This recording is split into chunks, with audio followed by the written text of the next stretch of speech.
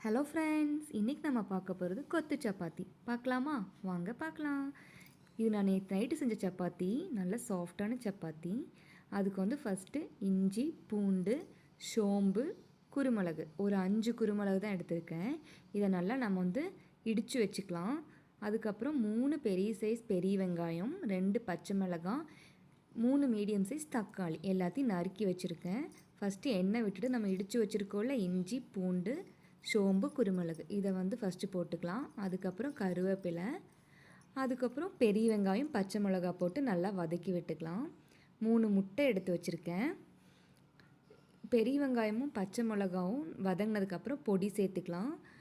1 teaspoon மிளகாய் பொடி, அரை டீஸ்பூன் மல்லிப்பொடி, 3/4 டீஸ்பூன் கரம் மசாலா, ஒரு பிஞ்ச் மஞ்சப்பொடி இதை போட்டு நல்லா வதக்கி விட்டுக்கலாம். பச்சை வாசனை போகிற வரைக்கும் நல்லா வதக்கிக்கலாம்.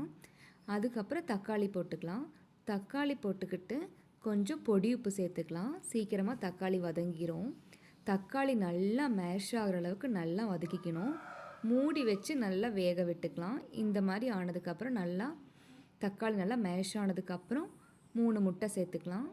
3 முட்டை சேர்த்துக்கிட்டு நல்லா வதக்கி விட்டுக்கணும். முட்டை நல்லா பொடி மாஸ் மாதிரி ஆகிற மாதிரி நல்லா வதக்கி விட்டுக்கலாம்.